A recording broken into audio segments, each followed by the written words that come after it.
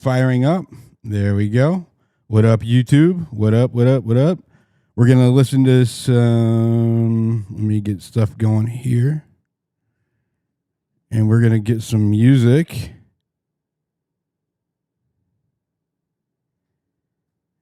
Okay. And while we wait, and then we'll get going.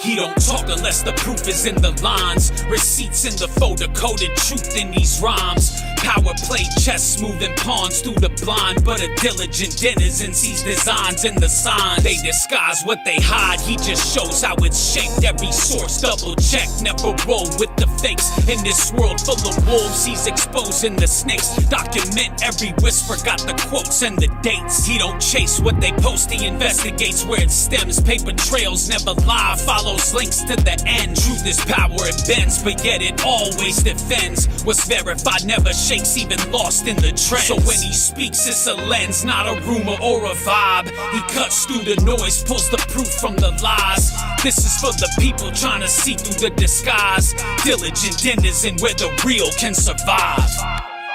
Wow.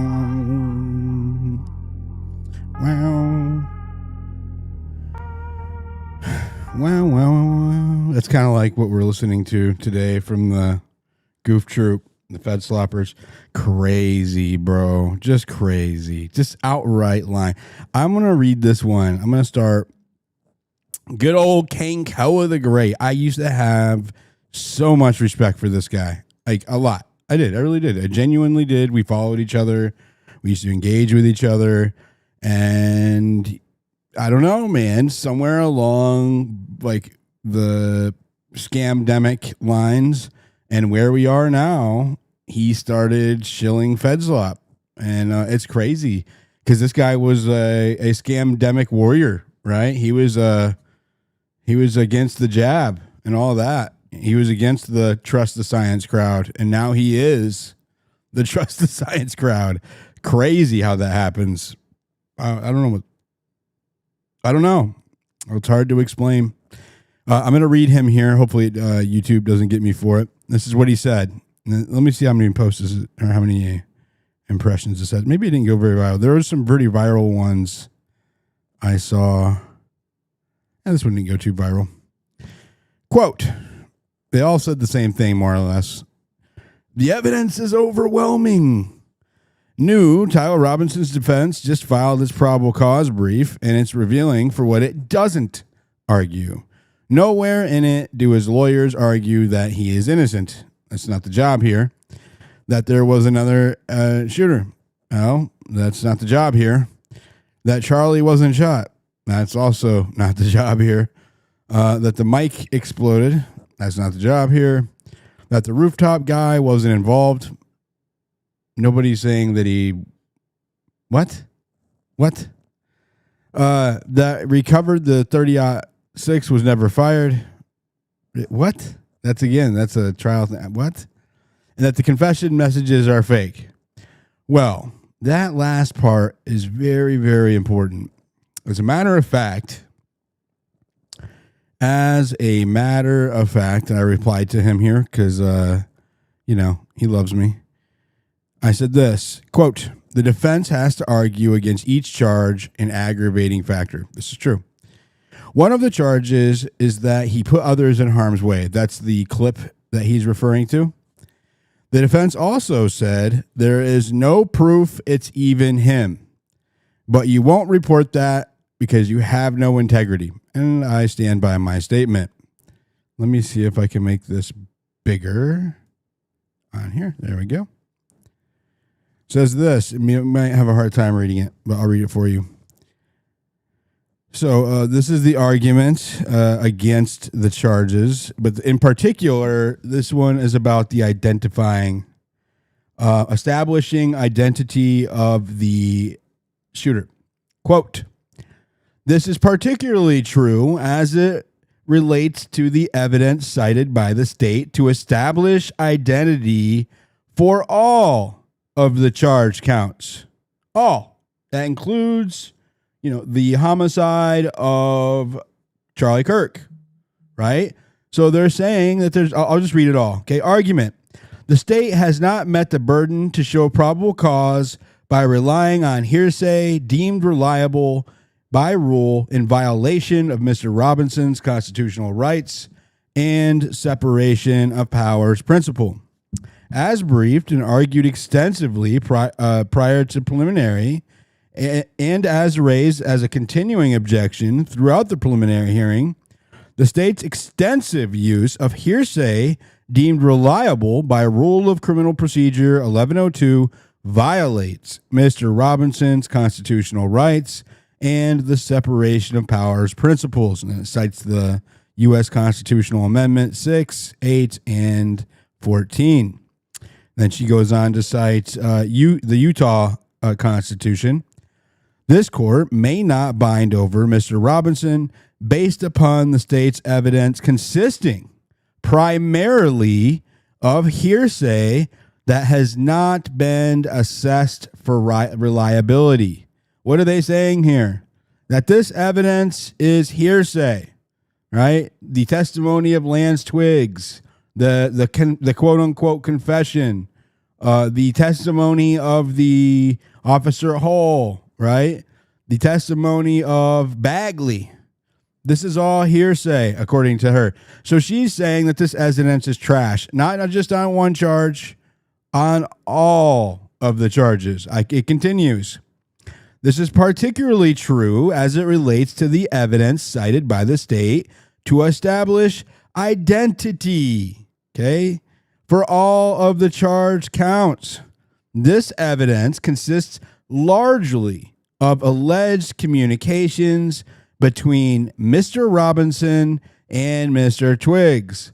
Alleged communications between Mr. Robinson and other individuals on the application Discord, and an identification of Mr. Robinson from UVU surveillance footage from Mr. Twiggs.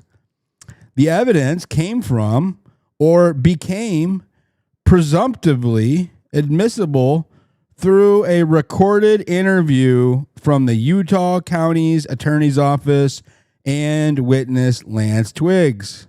A witness the court would not allow Mr. Robinson to seek to subpoena from another state to testify at the preliminary hearing. The state has failed to prove probable cause by reliable evidence that satisfies each element of each charge. The court must decline to bind over on all charges. Right there. They are saying it's not Tyler Robinson. There's no evidence that it's Tyler Robinson, that they haven't provided any evidence, any strong evidence that it's Tyler Robinson. The majority of their case that Tyler Robinson was involved with this crime comes from the text messages, which were extracted by Celebrite from Israel, by the way, and from Lance Twiggs, who strongly appears to be a federal asset. 100% in my mind, in my opinion, that's what he looks like. So they lied. They're lying. Each one of these influencers over and over again, as it was before, right? We have them lying. Oh, it's in 4K. Right? We have them lying that it's in 4K. Right? And so I posted it there on my timeline. Go check that out. But yeah, it's the same one. We saw it in 4K. Lying again. These people, they have no souls, man. They have no moral compass. They just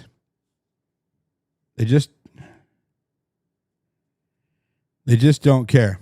It seems like they just don't care. They don't care. And it seems like I want to know how much they're getting paid, if they're getting paid. Like, how do you lie like that? Right? Saying the defense didn't even push back at all. It's blatant. Quote, the state has failed to prove probable cause by reliable evidence that satisfies each element of each of the charged evidence. This court must decline bind over on all charges. They're like, he didn't even fight back on the murder charge. Bullshit. All charges, right? They focused on the aggravating elements because it is a capital case. And so if the death penalty is not hanging in the balance, they have a lot more wiggle room when it comes to their trial, right? Tyler Robinson will be a lot more confident in taking this to trial if he knows that losing doesn't cost him his life, right? So they're trying to get that off the table so that they have more wiggle room with their client. Nowhere in there is there an admission of guilt. It's the opposite. It says it right there. Right there. The court must decline bind over on all charges. If you decline bind over, then it doesn't go anywhere. That's the end of the case. That's it. I think it's dismissed. I'm not sure. I'm not an attorney. I really would like to have an attorney weigh on it. We'll see. Baron didn't sound too certain he was coming. Man, my count's just like throttled to shit. If you're on X, please go down there and repost the space. I see we have 30 reposts and 230 people in there. Let me see what's going on. What's up, Ian? You see all of the usual suspects are out here lying today. Why are, I won't even get into it right now. I don't want to have this conversation. No.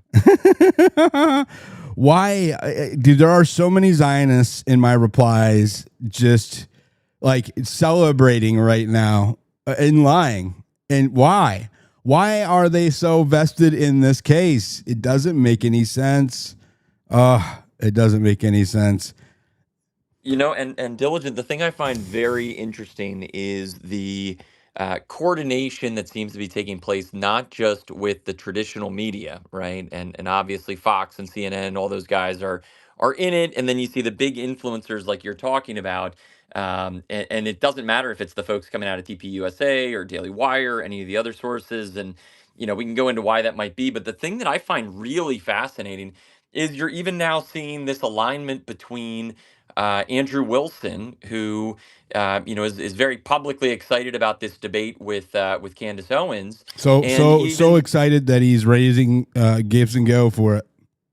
Yeah, he's got to get exactly. And the thing that I just find curious about it is now, and I made a comment about it. Obviously, I won't even name them by their cults, but obviously you've also got now Fuentes, who is celebrating Andrew Wilson, who just not too long ago, Andrew Wilson was basically referring to Fuentes as a pedo protector. That was his direct quote, right? And so it's very curious that you see even these groups that should not have really any alignment with one another, now even they're coming to the fold. And I feel like it's because, I mean, we can go into the ins and outs of why, but let's just say it is very curious that you have essentially everybody but those that are willing to look at the lack of a smoking gun in this case.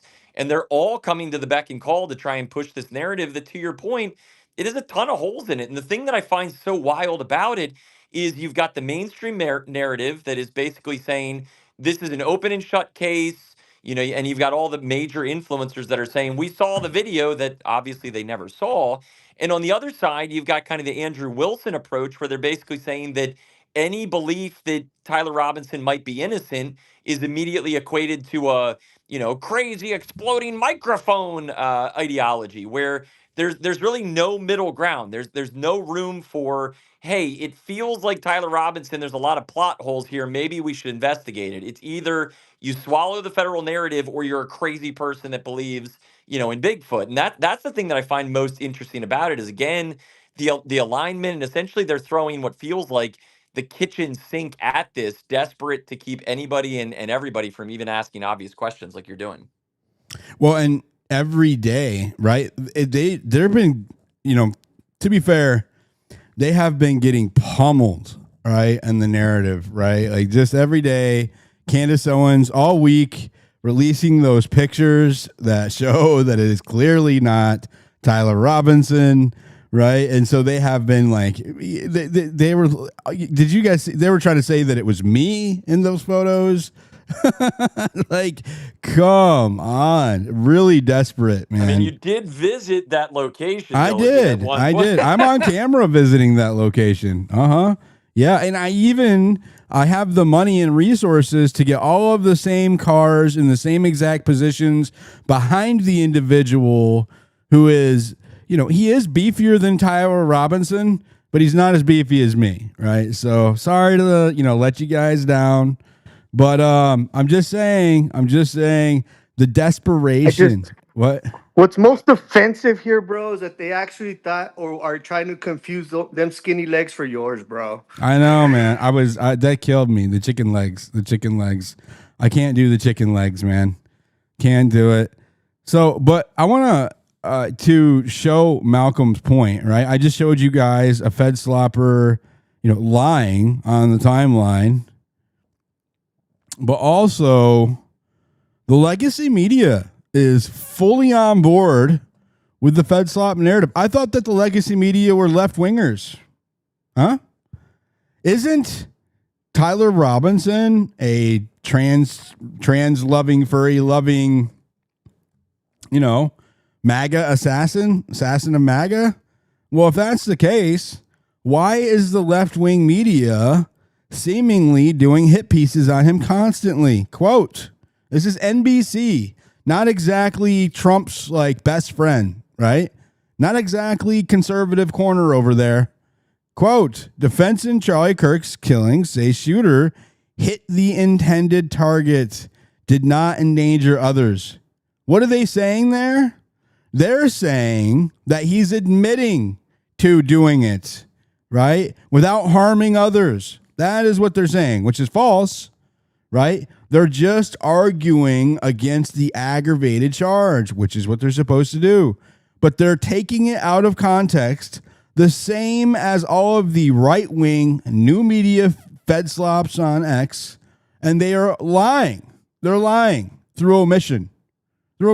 So why, ask yourself this, why is the left-wing media, NBC, and the right-wing media, the new media on X, your Gunther Engelmans, your all of them, why are they aligned in their messaging?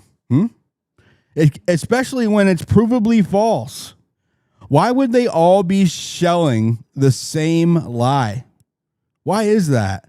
What is so powerful that it can control both the left-wing media and the right-wing media? I wonder. I know Ian has some hypothesis about this. Try not to go there yet. I'm trying not to go there yet.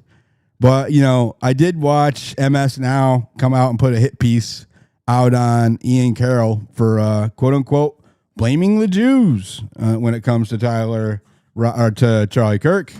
So maybe that has something. Oh, there's Zionists.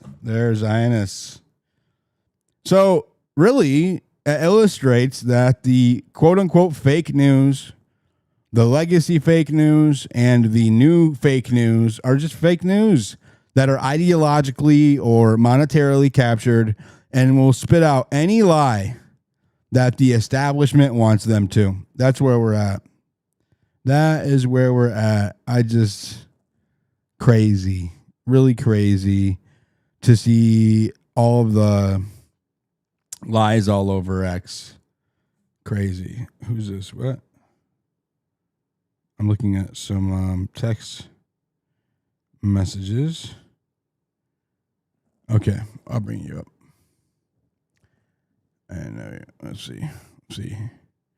Little risky. Bring it up, people we don't know. Little risky. So yeah, I don't know. I knew that this was going to happen, right? This is going to continue to happen. If it gets bound over to trial, you'll see all of the people who said it happened in 4K.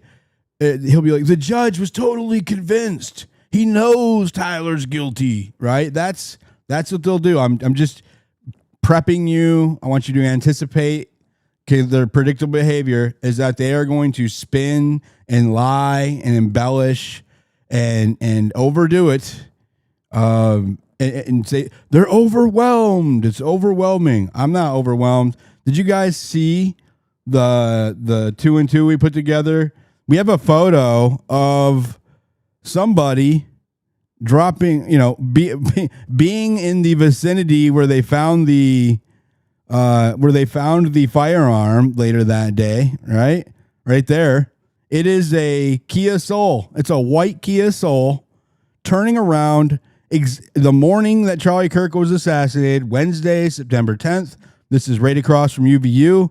This is where the roof jumper ran out, right? And allegedly dropped off a firearm right there, right? His daddy's rifle, granddaddy's rifle, according to the Fedslop.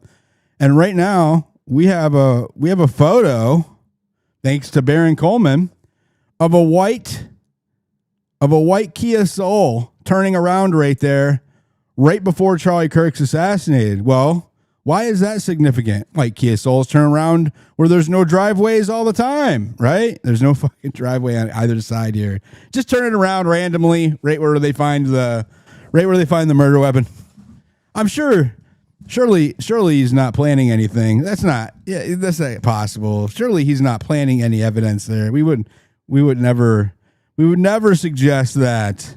Never suggest that. It's a little odd though, because I drove by Lance Twiggs, and this is dated. I posted it on November 4th, 2025. When the first time I went to Utah, I did some on the ground reporting there, and just happened to be home of that as I was going by, what is it? Sound. As I was going by, oh, what was that? What is that? Holy shit! There's a white Kia Soul. Oh wait, is that a Kia? Whatever it is. What kind of car is that? Shit, I just said it. Is it Kia? I want to make sure I get it right. Okay. Yeah, Kia. Okay.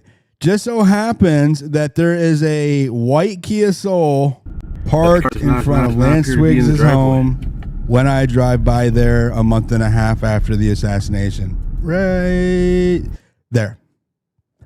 Same color, same model, same make and model as the one that we see turning around right in front of where they find Charlie Kirk's assassination weapon. Right there. Right there. That is a Kia Soul. I know they're like, there's a stripe. No, that is a shadow cast by the fin on that thing. See how the shadows are going that way? That's because the sun's over here on the right, casting shadows that way. So, yeah. We have a white Kia Soul turning around right where they drop off a weapon, or somebody drops off a weapon later on that day. And we have a white Kia Soul right in front of Lance Twiggs' house. Right there. Twiggs family. I got no answer at the home of Lance Twiggs family. And his car does not appear to be in the driveway. So. And there it is. Crazy. This is why, like, every day when Candace drops evidence, when I drop evidence, when Baron drops evidence, or any of the other hundreds or thousands of individuals who are investigating this, they just freak out. They freak out. Let me see. Whew. I was like, what is this? This is not how it looked when I was doing it. Okay. Adobe really be trying to sell stuff. So I have the whole document here, and we'll go through it. I don't want this AI shit. Why does it keep doing that? No, go away. Hide the bar. Stop. Adobe. Okay. So we're going to read through this, right? What's up, Noah? Hey, what's happening? I got the pleasure of being booted from tactical space after you got challenged. So I came over here to listen to the real information. Yeah, we don't do that. We allow dissenting voices over here. So yeah, they've been going for a minute. And yeah, I got up there and within, I don't know, maybe 5 minutes, got booted. What, for having a difference of opinion? Yeah. Imagine that. Not opinion, just actual fact that, charging docks are not written by the parents. Charging docks, it is not uncommon for charging docks to be called out as being stretched to truth or lying. I put up the links to that, and as soon as I posted the links in the nest, they booted me from the space. And after he said I could, he booted from me from the space and blocked me. He blocked you too? He didn't block me. He blocked the space. I mean, he had to have blocked you to block the space.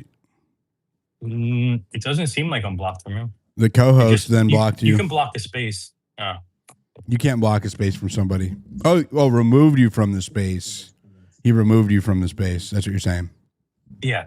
Like, I think when I go and look at it, it says details not available. Yeah. So if he didn't block you, then the only other explanation is that he removed you, and then that blocked you from the space. So yeah. Yep. That's funny, bro. You didn't go. Listen, they only allow people who either pretend to disagree with them or do disagree with them. I noticed. Yeah, and of course, Blake the snake. Goes, oh, he Blake the snake is over there loving it. Yeah. Yep. As usual.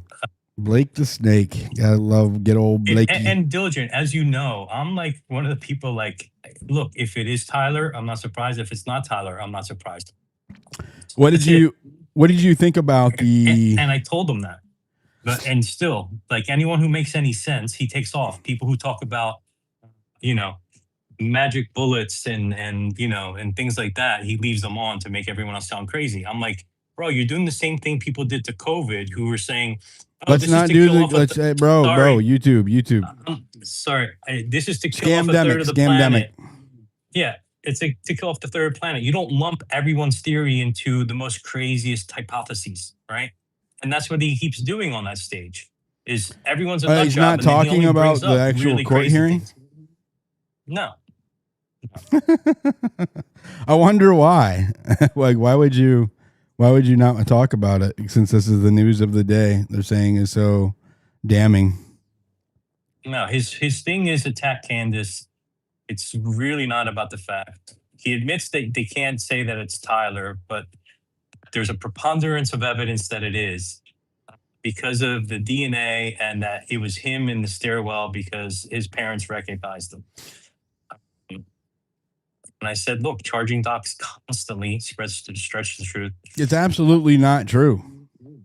Yeah, so I can't wait for that to come out. It was a different family member who thought he recognized him, and he told them that they needed to ask him. And so they invited him over for dinner, and they confronted him, and he said that they're going to be looking for me or whatever. And he told them that he didn't kill Charlie Kirk, but he thought they were looking for him. So I don't know.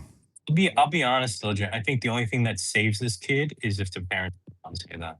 What's that? I mean, in terms of his life, I think the only thing that saves this kid is if the parents come out and say that. Because otherwise, I agree with other people who said he's never going to make it to trial. I agree with you, but you heard me yesterday. The defense is telling them not to talk to anybody. What do you do? Yeah, I get why they believe the defense, but at some point, things are going on.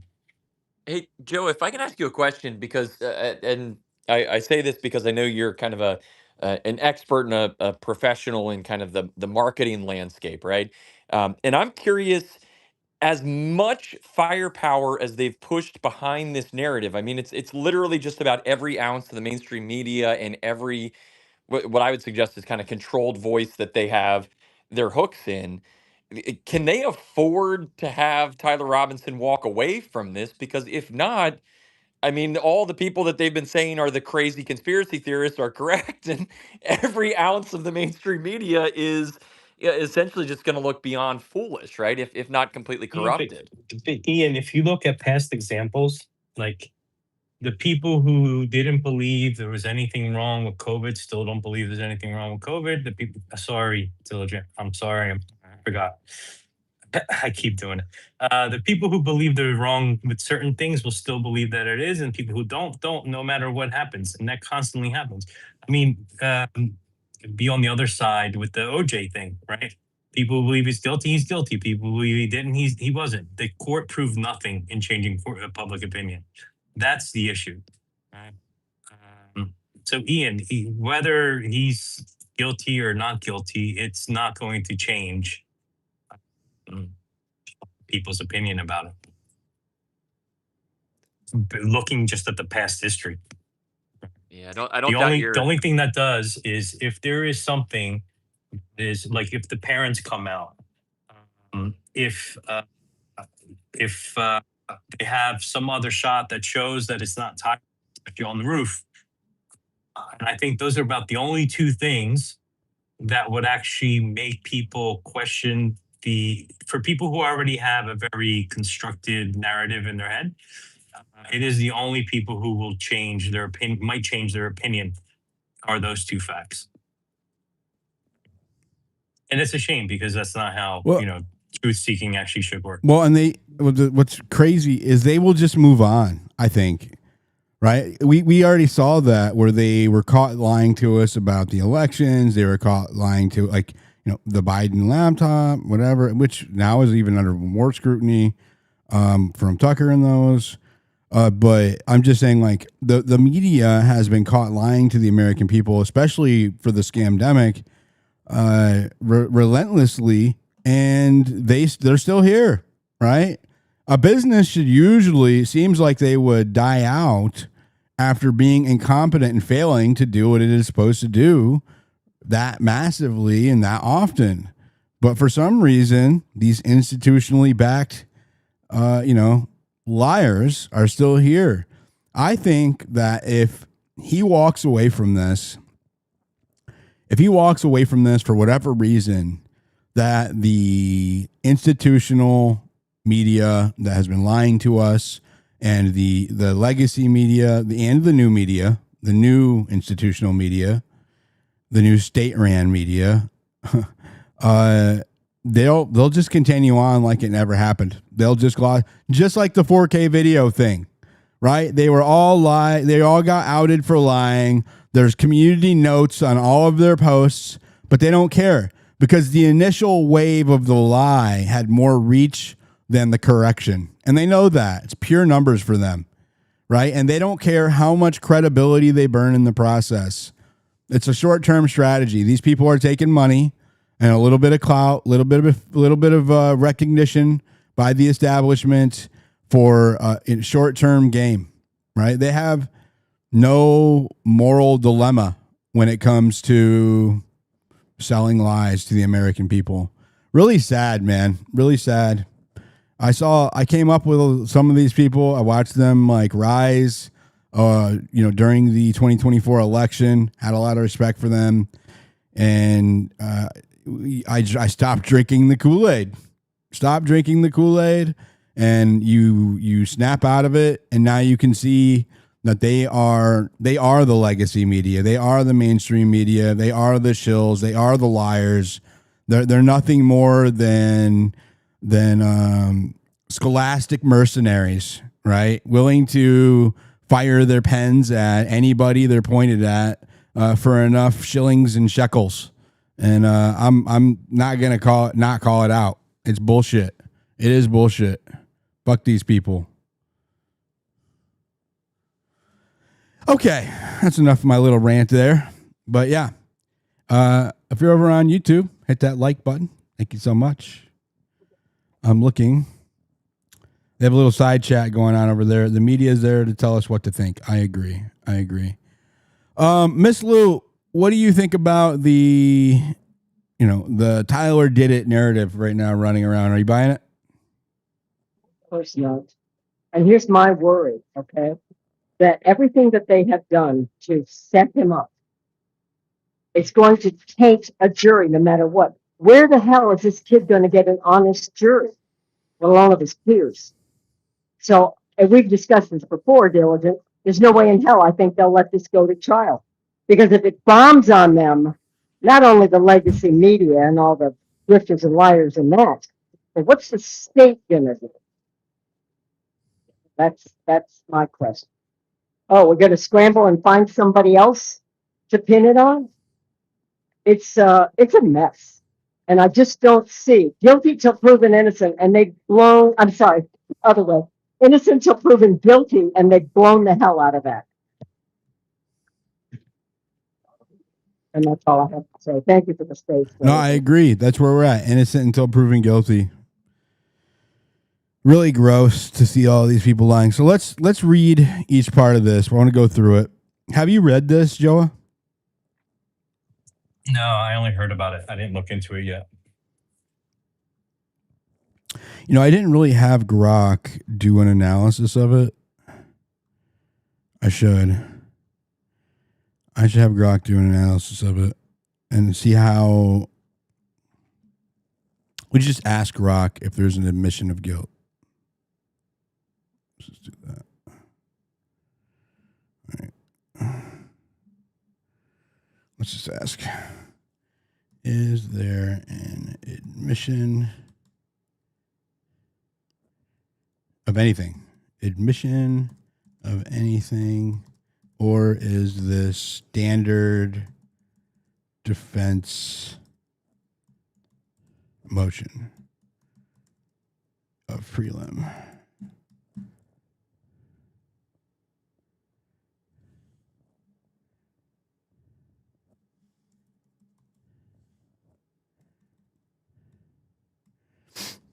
Okay, we'll see what it says. Grok Heavy is on the case. All right. We got Patricia up here. I think I had an attorney coming. That girl, or not that girl, sorry. This Authentic, I see down there. I don't know if you got her to come or not, or if she said she would. But let me know. I'm looking at our messages.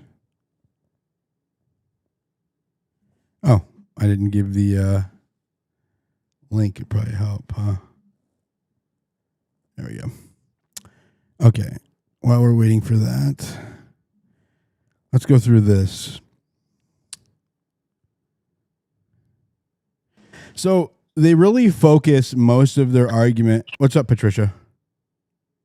I was just going to say, I know you're waiting for a couple of other attorneys. Attorney here, if you do have questions, and I haven't. I want to get you. Okay, go ahead. Yeah, give me your thoughts.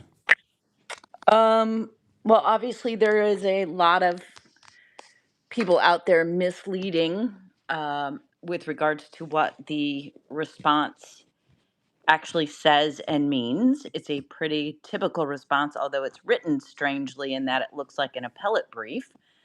I've never seen anything like that in state court, but the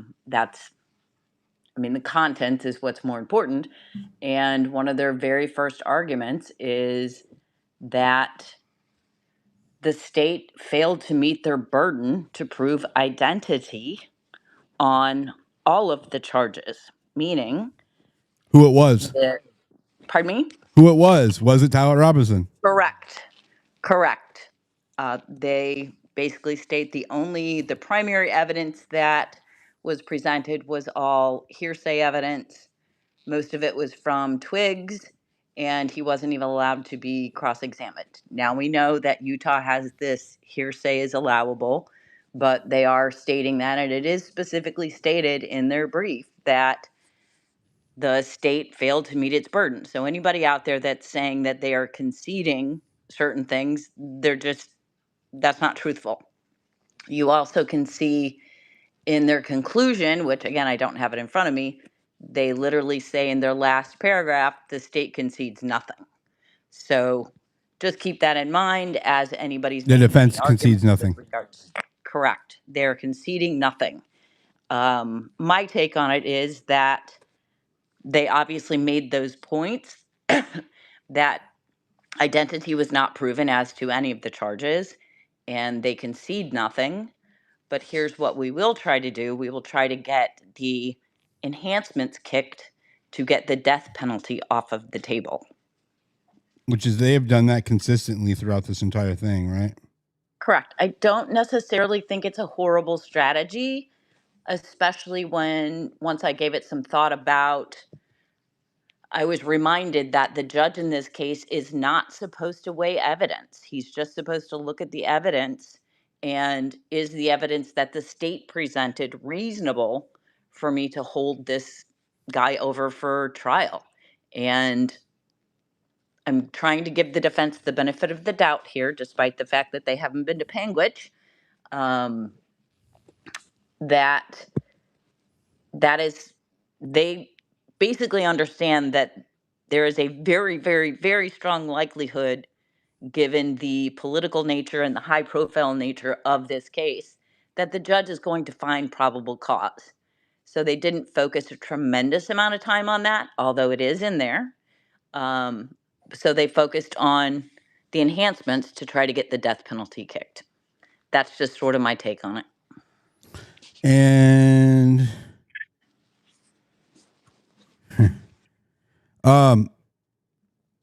what do you think of I just want to read the results from Grok here, okay? I said this, and this is on the screen, so Patricia, you got a hot mic if you could mute up, there's some noise going on. I said this to Grok. Is there any admission or anything, or is there any admission of anything, or is this standard defense motion of prelim? And then I didn't give it the link, and then I gave it the link. Here is the verbatim response, and you guys saw all of it. Like, I haven't changed anything. It's on screen. Quote, no, there is no admission of anything. This is a standard, carefully drafted defense preliminary hearing briefing.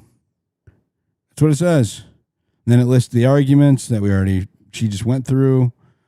The language, the brief repeatedly uses classic defensive phrasing. Quote, the shooter. Quote, the state has failed to establish. Quote, the alleged aggravator. Quote, the state's presentation of its evidence. Challenges to the reliability of identity evidence, communications with twigs, Discord messages, UVU surveillance, etc. Explicitly goes after the heart of the defense's of the prosecution's case. That last one, challenges to the reliability of identity evidence. What is it saying? It's saying you have no proof this is Tyler Robinson. It could be anybody. That's what they're saying. They call out twigs, they call out the text, they call out Discord, and they call out the UVU surveillance footage. All of it. These people are like cheering and propagandizing over nothing. It's crazy, bro. Crazy. Absolutely crazy. Go ahead, Miss Lou.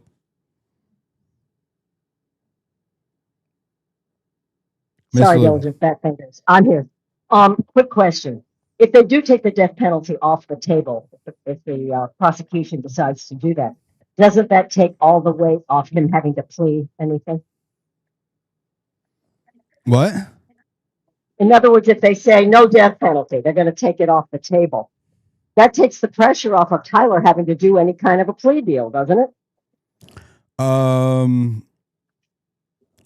Yeah. I mean, it gives him breathing It's like, room. you want a trial? You want a trial? Bring it. Because I no longer have the death penalty over my head. Yeah. So, and we're going to prove my innocence. Correct. It takes the pressure off of him to plea because he doesn't think that he's gonna get deleted if he fails. Right. Yep. Yeah, 100% it does. I hope they do that. But there still is the issue of, if he's found guilty and, I don't know, is given basically a life sentence, then a plea still can do better than that, if that makes any sense. They may offer him a plea that says 5 years versus whatever the sentence might They would be never do for that. They would murder. I never do don't that. think that they would, but my point is just taking the death penalty off doesn't automatically mean all the pressure's gone off of him. But it He gives could them some still, wiggle room. it absolutely gives him a lot more wiggle room. And it's somebody's life, you know? Go ahead, Noah. Gray Space is diligent. Not a legal expert, of course, but I'd make the case that this is the bare minimum that the defense could, should, would do for Tyler Robinson. I see it as they're employees of the state, and believe it, you made the case yesterday or the day before that employees of the state, you don't stay hired on for 30 plus years as a defense attorney because you're a pain in the state's ass when trying to put their criminals away. You remain a defense attorney if you're good at making deals and what is it? Processing. That's the word. You're processing over and over. You're a good employee. Uh, yeah. I think from boots on the ground investigators like yourself and other heavy influencers is promise that the defense will receive, tranches of evidence to prove Tyler Robinson's innocence or at least show that there is reasonable doubt in the Fed's case, as I believe that there is. And as another strategy too, like Tyler Robinson not saying anything and the family not saying anything, I think is a good strategy to keep Tyler Robinson breathing. I think it's a very good strategy. And I also think too, like the strategy of not giving a plea, whether he's innocent or guilty, also very good strategy. I think a plea either Can you say way. why the parents not saying anything you think is a good strategy? I'm curious. Uh, I believe like anything that's being said in defense of their son, which I couldn't believe like with this quality of evidence that a parent would say, "Yeah, I believe my son did it," when it's already stated that he never confessed.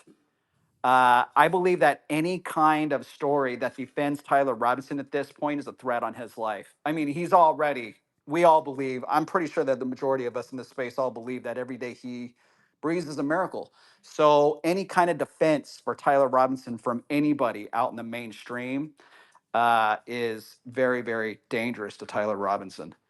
Um, so the clock is ticking. I, I mean, if I was not a lawyer, but if I was defending a client vociferously, right, aggressively, I would be demanding that the case be thrown out based on the quality of evidence alone, based on the fact that Lance Twiggs could not be cross-examined. I mean, this is absolutely absurd. There's so many things here. I so yeah, no, I am not. You put out a poll today, Diligent, said, do you believe the defense is fighting on his behalf or if they're just, I believe that the defense is doing the absolute minimum that they would have to based on the evidence that's out in the public sphere. There'd be too much scrutiny on the state if they at least didn't I think put I out a asked if brief. you think Tyler's going to get a fair defense from these people, and what was the poll at? I didn't look before I started the space. I think it was overwhelmingly no. I still agree with that. No, he's not getting a fair defense. I mean, he's being defended by public defenders. That right there. I mean, if they had, he would still be in greater danger if they had crowdfunded for really great defense attorneys. He would still be in greater danger. Like any chance of Tyler Robinson talking, his danger level is beyond 100. So this is a very intense game. Uh, I would love to hear Tyler Robinson's story. I would love to hear it. I We'll see what happens. I think if this case is thrown out and Tyler Robinson is freed, the first move would be witness protection and gone, and you never hear like he doesn't exist anymore. There's no way you can talk. Not with the government as it exists today. There's just so I don't think we're going to hear anything from Tyler Robinson either way. If he gets to live out in some mountain community somewhere and just live a peaceful life. That would be the greatest thing. And we never hear about him. That'd be a great ending for him. But yeah, no, I'm not convinced of his innocence in this plot, but I'm also not convinced that he's a murderer. So great spaces, guys. Thank you. Thank you. I think that a lot of people share that perspective about. Go ahead. I share a different one. I haven't seen anything that shows they're doing a good job yet. But all of those posts, the poll, and all of that, it's all up in the Jumbotron in the space. If you guys want to check it out. Sorry, go ahead, Joe. Yeah, they should be highly motivated to do well, because if they do win, that the public defender stands to make millions a year, because public defenders make crazy amount of money. But we're talking about an employee that's been on the job for decades for the state. Yeah, she works. Yeah, how old is the person? Catherine Nestor's in her late 50s. She's been a part of the federal public. She's been a public defender for 30 years. She worked for the feds for 20 years. DC. She's a Fed. Literally a Fed. Yeah, not even financially motivated. Forget what I said. Yeah, I'm looking at this poll, the one that Noah was just citing. Quote, do you think that the federal government, career employee, public defender, Catherine Nestor, is giving Tyler Robinson a fair defense? Yes. 59% said yes. 16% said yes. 84% said no. She is a public pretender. Right? Anybody I know, whoever has experience with a public defender, calls them public pretenders. And that is what Tyler Robinson is being represented by. Go ahead. Welcome, Octavia. You were being requested. Okay. Hi. Sorry. And I've got my baby and my kids with me, so I don't know how long I can stay. But okay. I will push back a little bit on, I know that Barron went live today and was talking about the brief, and I was in a space earlier with Patricia and some other attorneys. So I will tell you this about writing briefs. Legal writing is an art as much as it is a science. And so you have to have it well structured and well argued, especially in a case that is this high profile, because it is going to be read by many people. It's going to be interpreted. And I do not believe that the way that it is written is clear, that the way that it is structured is how I would do it. I am somebody who has experience doing both criminal prosecution, criminal defense. I am a trial attorney. I've been a trial attorney now almost 20 years.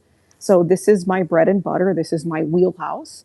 And I do not think that they should have spent 26 pages focusing on enhancements and essentially repeating the evidence that the state has proffered, and some of it is just stacked inferences, when they really should have taken their first, I think on the first page of their argument, it's not even a full page, where they say the state hasn't proven any of their elements, it was just hearsay, and then they move on to the enhancements. What they should have done was hammer that out and flesh it out. I like to tell people, you have to show your math, you have to show your work in the filings, and they did not do that.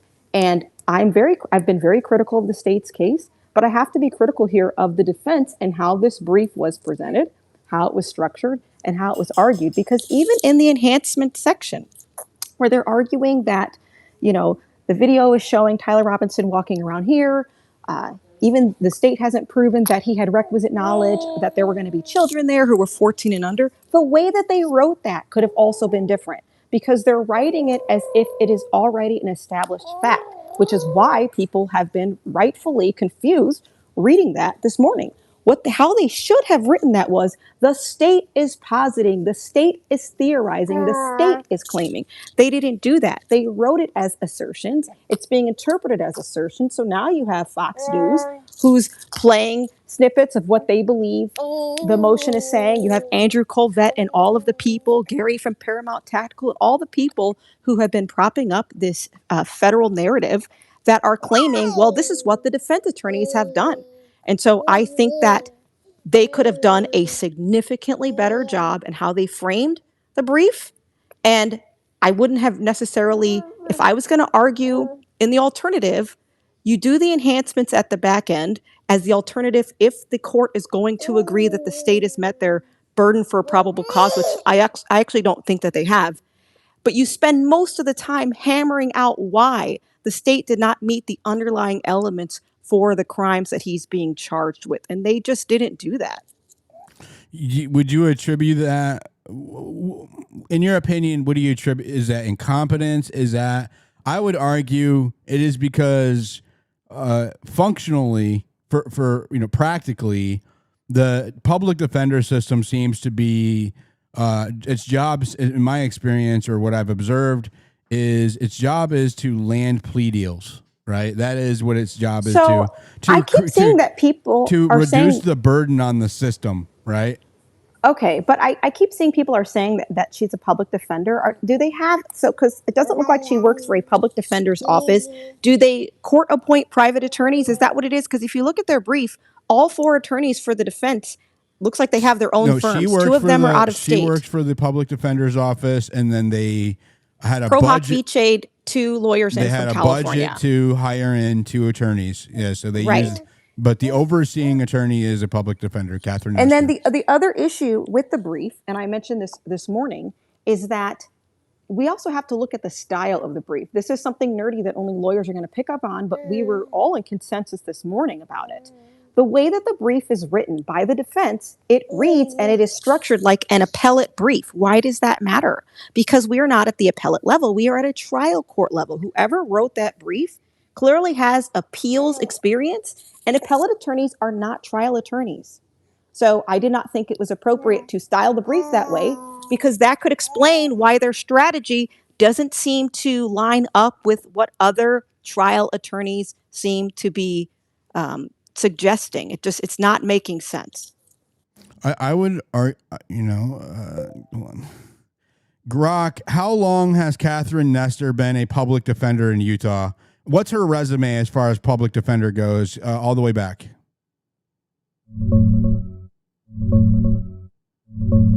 She hasn't been a public defender in Utah in the traditional county-state sense. The attorney on the Tyler Robinson case is Catherine N. Nestor, often called Kathy Nestor. She is not a career state or county public defender. She's a high-level federal public defender who now does high-profile contract work for Utah County on capital cases. Her public defender timeline: 2005 to 2011, Assistant Federal Public Defender, Southern District of Mississippi. 2011 to 2017, Federal Public Defender for the District of Utah, Head of the Office. 2018 to 2021, Executive Director of Federal Defenders of San Diego, Head of that office. She ran the federal defender offices in both Utah and San Diego for over 10 years total, but she has never been a regular public defender in Utah's state-county system. She only came back into the Utah state system recently through special contracts, most notably for complex capital cases like this one and the Corey Richens case. Utah County specifically contracted her for the Robinson case because it's a death penalty matter outside the regular county public defender's office. So to directly answer your question, she has no background as a state-county public defender in Utah. Her entire public defender experience is federal. She's a Fed. She's literally a Fed. That's what they just told you. She's a Fed. She is a Fed. She's a Fed. That's why, Octavia.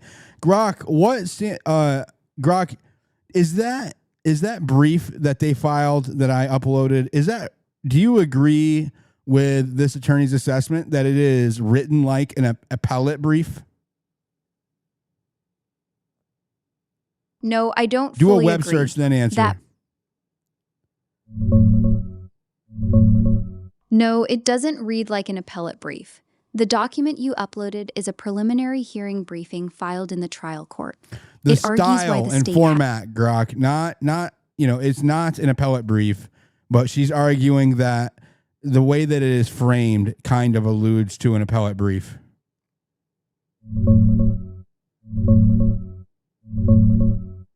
Yeah, you're right. The style and format do feel like an appellate brief.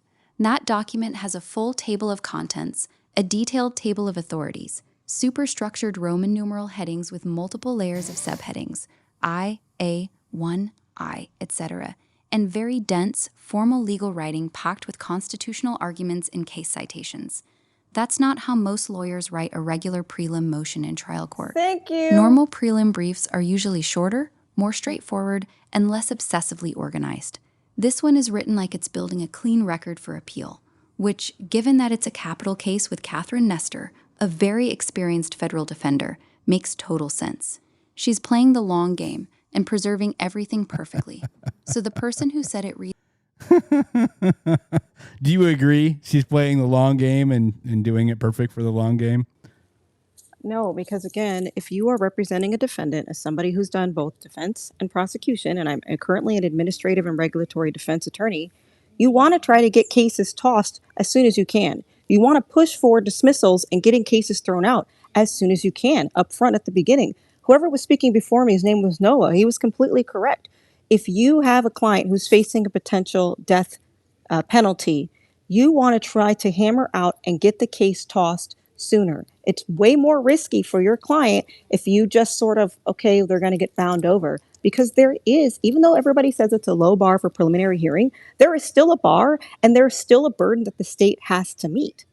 You can't just jump over it, not you, but people can't just assume it's a foregone conclusion and that it's going to be rubber stamped. If you are defense counsel, you better be doing everything in your power to make sure that it is not just rubber stamped and pushed through to the next phase, particularly on a case of this magnitude.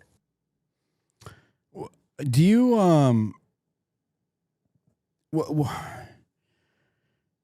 do you think that is, if you had to guess, do you think that this is a function of her experience in the federal system, or do you think that it is something else? I don't know, and I don't know if she's the one that wrote the brief, because she does have other lawyers, and I will tell you, in listening to the preliminary hearing and listening to Richard Novak's objections, I suspect he is the one that contributed to the writing of the brief. That does sound like him. Was making a lot. Exactly. He's the one that sounded like the appeals attorney, and he was the one arguing the constitutionality of a lot of the evidence. So I don't even think she wrote that. I think one of her co-counsel wrote that. Do you think that he is getting a fair defense? I get asked this question a lot, and I have to be careful with how I answer this. And I know Patricia and I spoke about this earlier. Oh, I know that you do because you're a sitting attorney. Right. I'm not speaking. I'm speaking as somebody that's a professional. So I will say that their strategy and how they responded to the state's brief is not what I would have done in my experience. That's enough said. I would have done it a lot differently. That's exactly what Barron said today, too. Go ahead, Patricia. You're another attorney. Go ahead, weigh in. You guys don't have to raise your hands. Yeah, the same thing as Octavia. It's not how I would have done it, and I agree with her completely, especially with the identity aspect. They didn't spell it out. They laid it out in a paragraph and said, you didn't prove identity. I would have absolutely, as she said, shown the math. That's what you have to do in a brief. I did. Is he getting a fair defense? It's really hard to say just from what we've seen, and we obviously haven't seen all of the evidence. I said earlier, I keep giving them the benefit of the doubt, and simply because they didn't do it the way that I would have done it doesn't mean that they're doing it ineffectively or negligently in any fashion. I raised my hand because someone had brought up Tyler's parents and Tyler's speaking out. Well, Tyler can't speak out because if he speaks out on anything, he's going to waive his Fifth Amendment. But yeah, he doesn't talk to his dad about the case either on the phone. His parents may be subject to the gag order, folks. They're not, I as far as I know. haven't read it in a while, but I know it says parties, but I believe there's some language in there about potential witnesses as well. But you have to be notified for it to be binding. Yeah, I'd have to go back and look and see if it applies to them at all. But certainly, I would advise. They weren't called as witnesses in the prelim phase. They're not on the witness list. They're not subject to it, as far as I know. That was what Barron's opinion was. And I asked Grandma. I was like, "Are they on the gag order?" And she said, "No, I don't think so." As far as she knows. I would advise and have advised all of my clients, with rare exception, not to speak out, because anything they say can be twisted and turned That's exactly why they said they're not speaking out, is because it'll be twisted and turned into, against their son. It most likely will be. If there's any way to do it, someone will twist it and turn it and use it against Tyler. So that's really all I wanted to chime in on for that. What do you? Can I ask her a question? Yeah, go ahead. Octavia, is it normal, from what I could tell, she's only had 9 felony murder cases, and of the 9, only 2 came to a verdict, and both of them were found against their client. Is that normal? Would that be? Yeah, that's not unusual. Sorry, and I've got my children are here really loud, but that's not unusual, because a lot of cases, like Diligent was saying earlier, they plead out, and so not everything is going to trial. You can be an attorney, a criminal attorney, have 300 active cases, and you might only do like 3 jury trials for the year, and maybe 20 or 30 bench trials for the year. Most of them are not going to go to trial. And as a defense attorney, it's very difficult to get not guilty verdicts. Yeah, I understand that, but she's been a lawyer for a really long time, and apparently specializes in high profile cases, and has only done 9 cases for federal murder. It's a bit. I just find that strange. She's only like argued in 9 cases or participated, or she's seen 9 cases. She's only been named the lead lawyer or co-lead, I think it said. It's actually in. She had to declare it. Tell us Catherine Nestor's track record as far as plea deals, guilty, innocent verdicts, and actually taking cases to trial, if you can. Independently assess if you have to. Do a web search.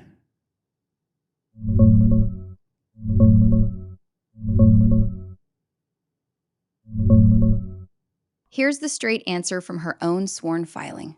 Catherine Nestor stated under oath that she has appeared as lead or co-counsel in 9 aggravated felony murder or capital cases.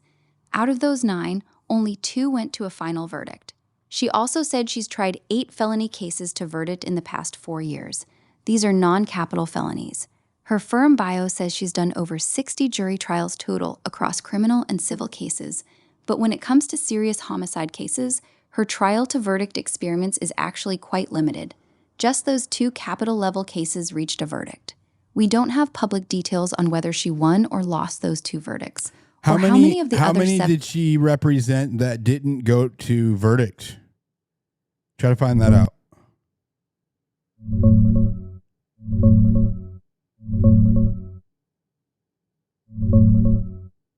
Out of the 9 aggravated felony murder or capital cases 7. she listed in her sworn declaration, 7 did not go to a final 9. verdict. I don't know why I didn't do the math on that. I feel stupid. I meant overall, Grok. What is her plea rate overall out of all of her cases? That's what I was asking.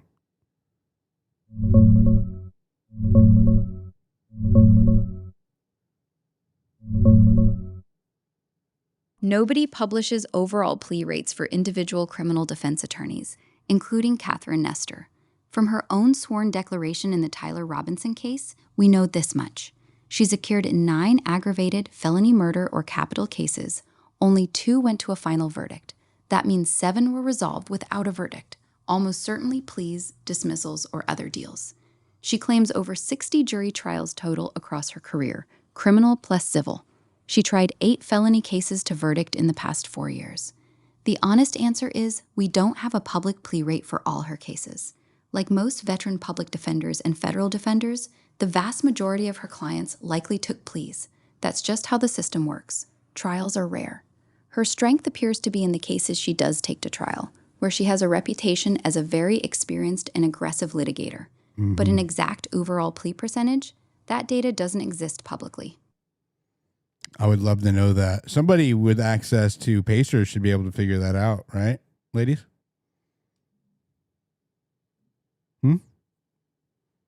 Octavia or Patricia? Oh, sorry. I didn't know that you were talking to me. Yeah, if you have access to Pacer, it's harder to get stuff from the federal docket. But if you did your research, you could probably come up with a pretty good figure on what her plea rate is, right? God, it seems like it would have to be public, since she's a public defender, that they would have to publish those statistics. That way people know. You could probably do a FOIA request. That's interesting. Maybe I'll do that. Good idea. Go ahead, Noah, Miss Lou. Hey, Patricia and Octavia, question to you.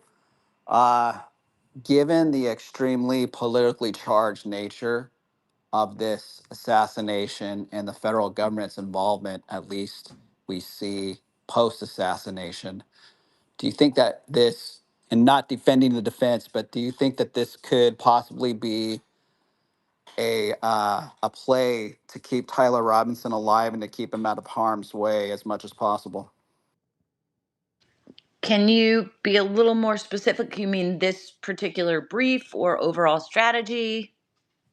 I mean, regarding the assassination period. So, given that Tyler Robinson is charged with assassinating a man that many consider the biggest political assassination since JFK, in my opinion, it would not be lost on the defense attorneys to not be aware of the extreme political agenda of putting a killer, Tyler Robinson, away and quickly and putting this to bed. And they would also not be lost that the evidence to put Tyler Robinson away that has been presented so far is extremely weak, whereas the evidence to exonerate him in the public sphere is getting stronger by the day. What I'm thinking, and I'm not defending the defense at all, I still don't think that they're acting in Tyler Robinson's best interest. It's possible that less is more as far as keeping Tyler Robinson safe. My personal opinion, it's possible.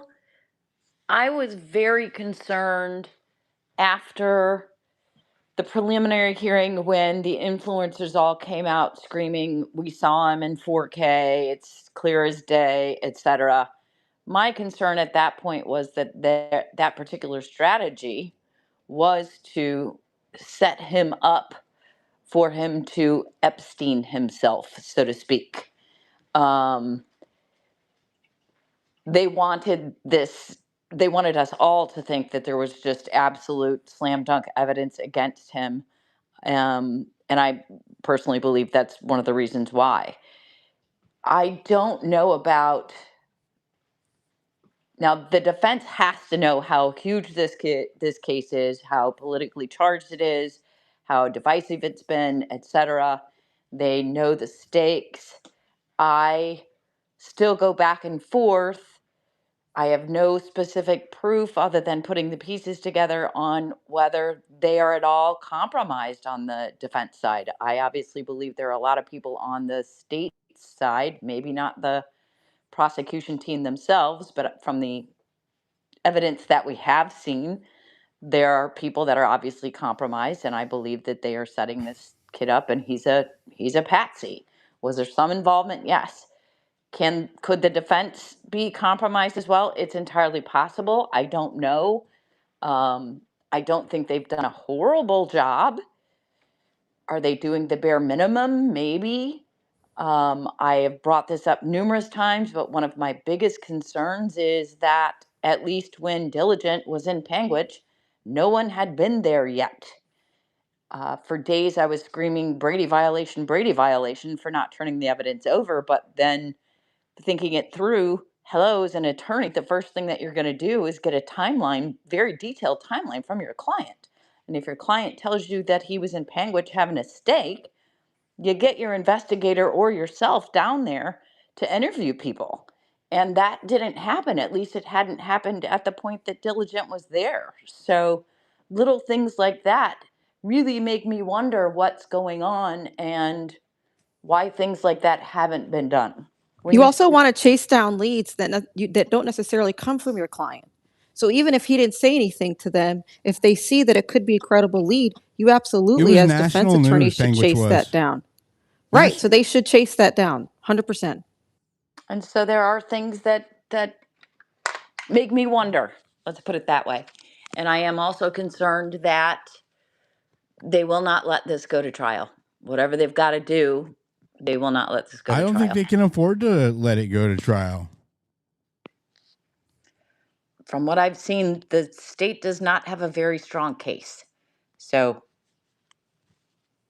Octavia, you can chime in. Sure. I've been more critical of the defense probably. And I explained this to Matt from Trigger Smart, but I don't, your job as a defense attorney, you have a duty to your client and to protect your client's interest. You're not supposed to take into consideration whether the case is high profile, whether there's a political angle. Your duty as an attorney remains the same, because every attorney that's sworn into the state bar has taken an oath to defend the Constitution of the state that they're in and the United States. And that is the number one job for a defense attorney, is to defend their client's constitutional rights. So nothing else needs to come into their factor of how they're going to handle the case, whether it's political, whether it's celebrity or high profile. They are supposed to zero in on their client's interest. Is this furthering their client's best interest? So whether that's chasing down all of the leads, whether that is being a lot more aggressive and clear in structuring and filing their briefing, and also whether they've made appropriate objections during the preliminary hearing, which I think that there were some that were missed. And the lack of cross-examination on some of the, I realize they want to save some for trial, but to not cross-examine the timeline witness and the identifying witness, neither one, not either of them when the state first had them testify, because they brought one back. Well, I think they brought them both back eventually, and they challenged a little bit on cross, or followed up on cross, but they didn't really challenge any of the evidence or statements when they had the opportunity. That was such a huge red flag to me. I instantly was like, the fix is in, because yeah, on the identity piece, they did not object what I thought was sufficient. When Detective Hall was asked a leading question by the prosecutor, when he talked about how he reviewed 10 to 20 hours of footage, and the prosecutor said, "Do you believe this to be Tyler Robinson?" I should have heard objection leading. Objection assumes facts not in evidence. Objection foundation. Didn't say anything, let the question go, and then Detective Hall said, "Yes, I do." No objection to foundation, no objection to how he came to that conclusion. It was Tyler Robinson. So every subsequent question was, what's Mr. Robinson doing on the video now? The identity piece is the defense's biggest strength. And it seemed like they just kind of let that go. Because if they can knock at identity, they can knock at every other element. Because if they can't prove that Tyler Robinson was even there on campus that day, the rest of the case gets thrown out. What do you think? Yeah, identity and timeline, right? You have to say it's Tyler. Well, not only that, but they also then, they were hammering about this DNA, but they were getting lost in the weeds, because just because they're claiming that they have all of this DNA of Tyler Robinson on these items, they only are showing that he has association with these items like a screwdriver or a gun. They did not supply any evidence through testimony or exhibits that the screwdriver was used to assemble or disassemble a rifle. They only made the argument in their brief. They never presented any evidence to support that inference. They're just stacking inferences. And the other thing is, they did not supply any evidence that not only the screwdriver wasn't involved in the fatal shot, but that the gun was fired, that Tyler Robinson fired a gun, and that is what killed Charlie Kirk. So there are several things that I think they could have hammered a lot stronger in their briefing, and the ways that they could have phrased some of the objections, I think, could have been stronger. Instead, they spent a lot of time objecting about the video and his, if it was unduly prejudicial to show that. And then the DNA, they spent a lot of time with DNA witnesses, when I think they should have been focusing just as strongly on the identity and the fact that association with items does not therefore prove those items were then used in a commission of a crime. So I've been very critical of just that piece. Yeah, I have to agree with the DNA. I mean, they really got in the weeds, and I don't think that it was necessary at all. They could have easily tied that all together and wrapped it up in a cute little bow for in 5 minutes, and they didn't. Why do you think that is?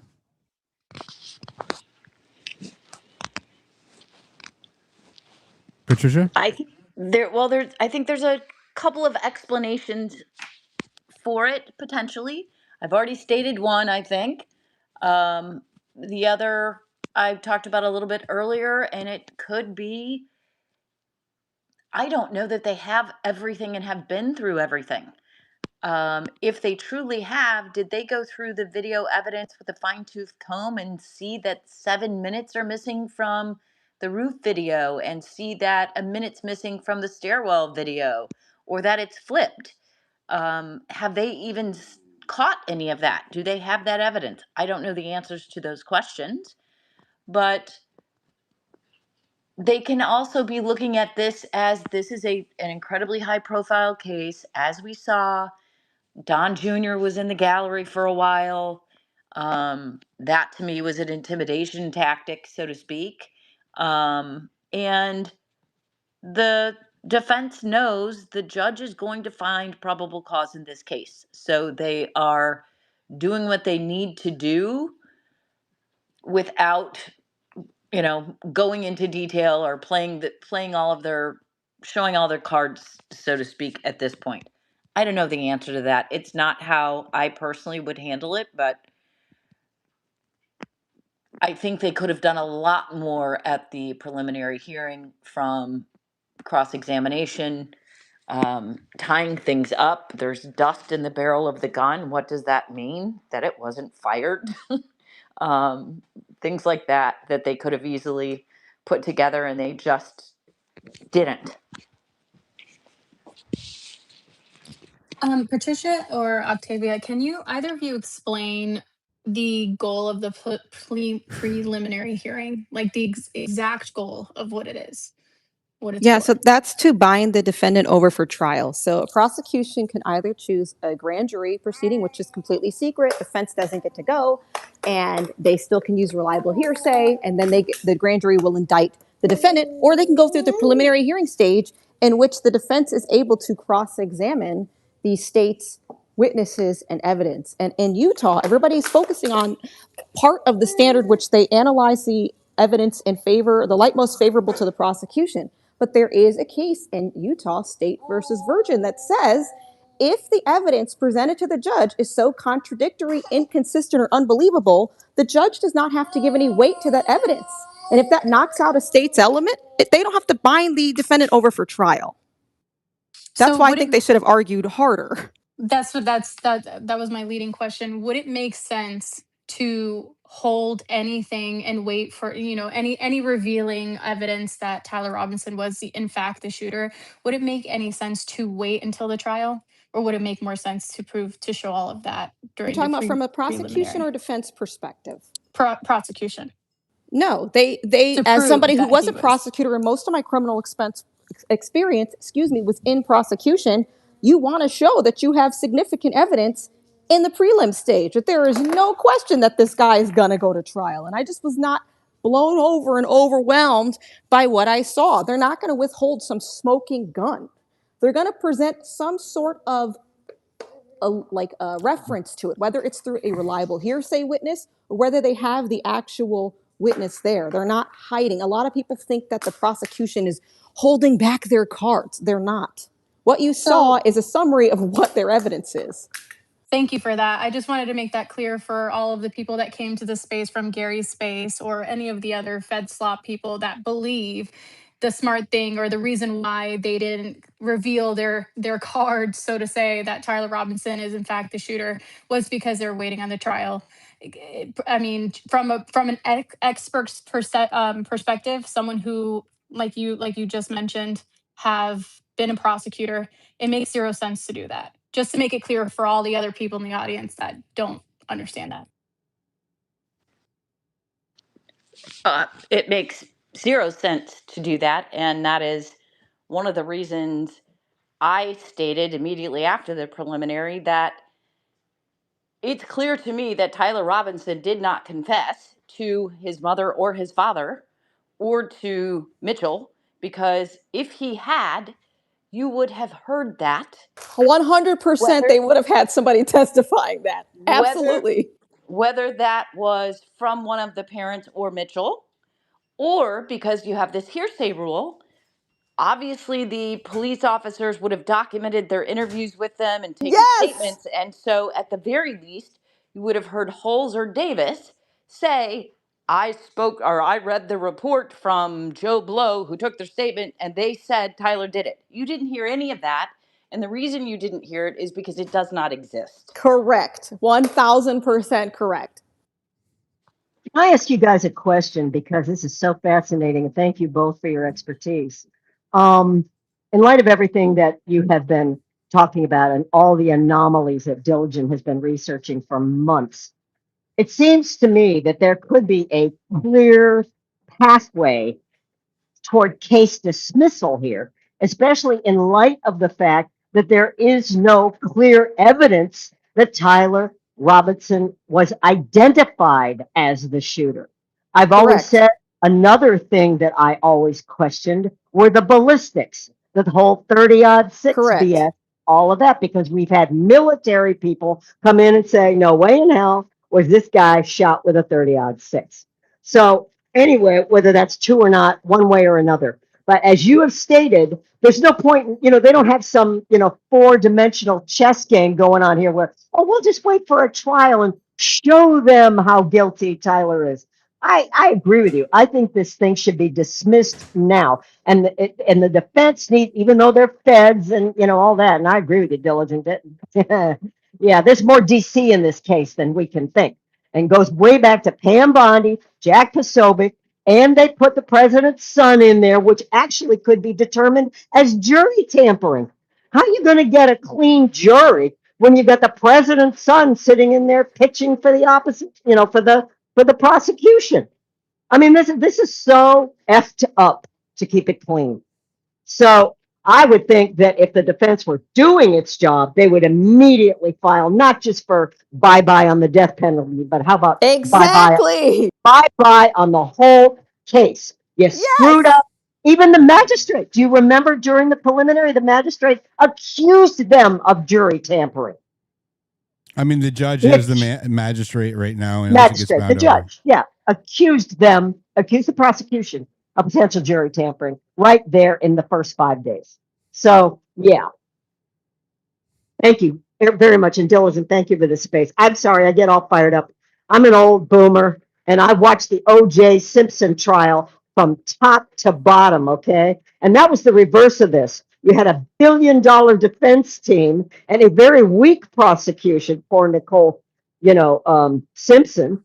And they whip out a set of gloves, and oh, look how innocent he is. There it is. So, that's the opposite. That was a highly paid F. Lee Bailey and a really kick-ass team saying, there's no way that O.J. Simpson is going to go to jail or have anything of this. I think he got accused some things civilly, but I don't really know past the main trial. Anyway, thank you again. Can I just say one more thing that I believe people were being misled about on a different space? Yeah. And then I'll be quiet. So I'm blocked by Gary. Shocking, I know. But he was hosting a space, and another friend of mine said, hey, he's saying that the charging documents can be used as evidence. And I said, absolutely not. The charging documents are not evidence. They're unproven claims. All of those people who are out there saying, but it's in the charging documents, it's in the charging documents, that doesn't matter. It's just like the Brian Harpole versus Candace Owens defamation complaint. That complaint is not evidence. We can allege whatever we want in a complaint, the same way with the charging document. It's not evidence. The one thing I will say is that when you have officers who filled out affidavits or you have these 1102 statements, when you do get to trial, you can use those as impeachment. So if they say something different on the stand, you can use those affidavits and 1102 statements to impeach the witness as a prior inconsistent statement. So that's just what I wanted to add. Well, I want to point out something that, as funny as it is, someone who preaches good faith, quote unquote, that he just believes people don't come onto his stage with good faith. How hilarious is it that he blocks an attorney, someone who actually couldn't give forth professional advice, well, professional I guess just professional insight, right? Like how is it that you're the person that's blocked? I mean, I heard that he's blocked a ton of people, but he claims to not have good faith arguments with the people that are coming onto his stage. Why not try to have a good faith argument with an actual attorney? That's so funny to me. And even if he doesn't want to, or if there are certainly some attorneys who feel differently than I'm sure Octavia and I feel, or Baron feel, but don't just make stuff up. I mean, even when I say something on a space or on X, it's like, oh gosh, I need to make sure that's accurate. I need to make sure that's true and I'm not misleading somebody or giving them wrong information. So when somebody's out there literally saying something that is blatantly incorrect, I think it needs to be fixed. Speaking of, Blakey Poo was just community noted for lying to the American people about the hearing again. The community note says this, quote, the defense filing is a preliminary hearing brief arguing that the state failed to meet its burden of probable cause for death penalty eligibility. It does not admit guilt or identity. It argues the state's own evidence does not support its legal claims, right? This is after he posted on his profile that they admitted guilt. So these people are lying. They work for TPUSA and the Charlie Kirk show. They're lying. Getting caught That's lying. why his theory is nuts. It's intelligent. Sorry to say. They also have platforms, and some people out there assume that they can speak from some level of authority or experience. No, a bunch of people are drinking their Kool-Aid. Because they have those platforms, and they will just believe them. Well, Gary said it, so it must be true. And to purposefully mislead people or to just be completely ignorant of a topic, like a charging document or what is or is not evidence, and then go out and state it as a fact, I don't think that's helping anybody. By the way, that community note is up in the Jumbotron. Sorry, continue.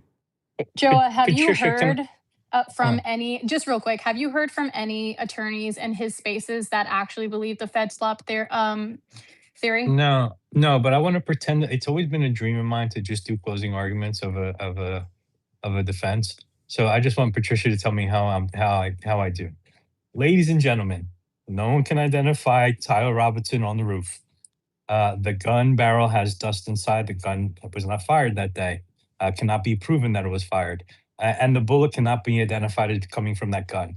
If you don't have reasonable doubt, I don't know what would create reasonable doubt. Tyler Robinson does not belong in this courtroom. He should be free today. And that would be my closing argument. Because you can't prove he's there. You can't prove the bullet and can't prove the gun. Like the gun was even fired. So, I mean, not even with Tyler Robinson, right? Well, Joa, so all three main pieces of evidence don't point to nothing so far. Well, Joa, as the prosecutor, my statement is we're waiting for trial to reveal all of that. Yeah, we're gonna wait. The trial that we're not gonna go to.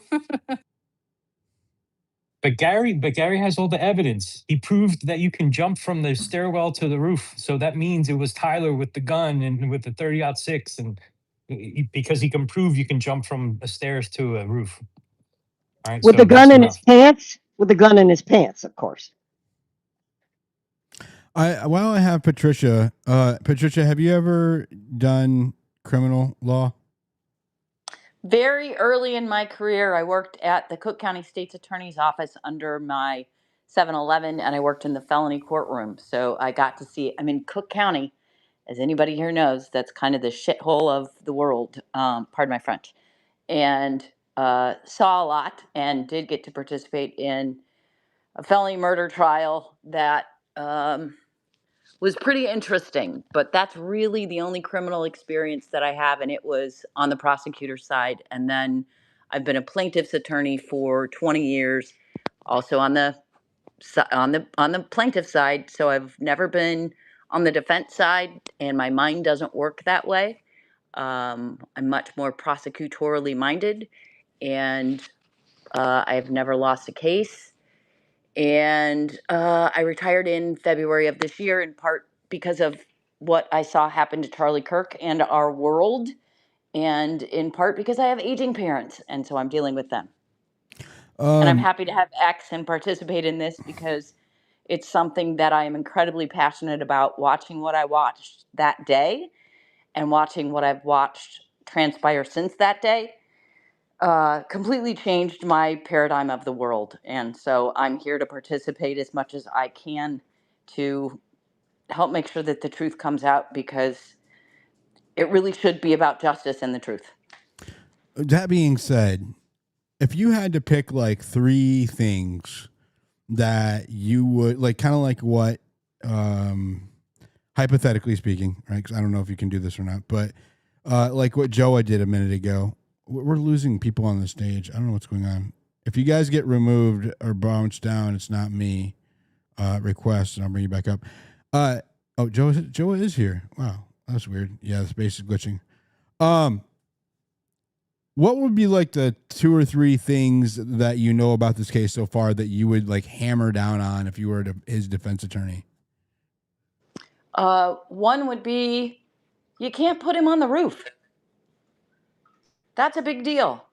It's not, to me, they have not even put him in the stairwell, in the garage, any of those places. And even if they could, it's not illegal to be in the garage. It's not illegal to be in the stairwell. That's not part of the elements of the crime.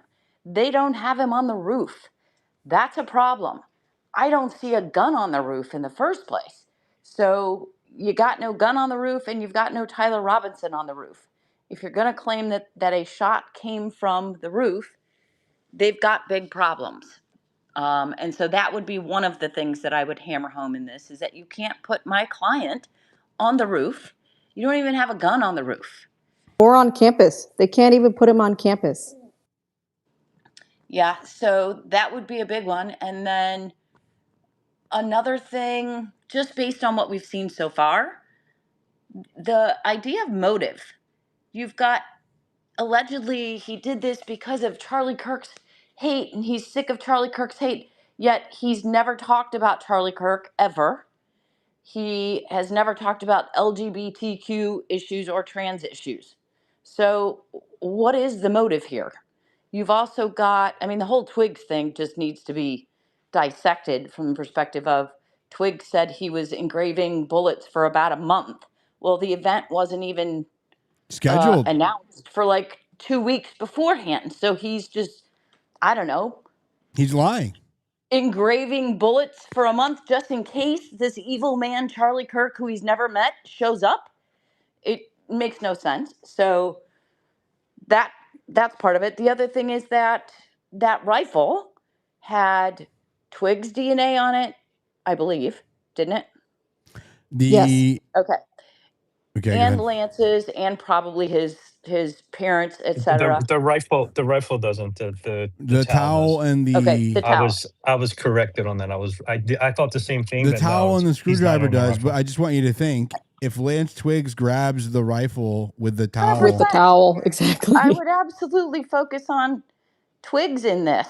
Twigs' DNA is all over everything. I discovered last Tyler night that there Robinson- is a white Kia Soul that is at Lance Twiggs' house a few weeks later that matches an the one overhead that strangely photo. pulls over.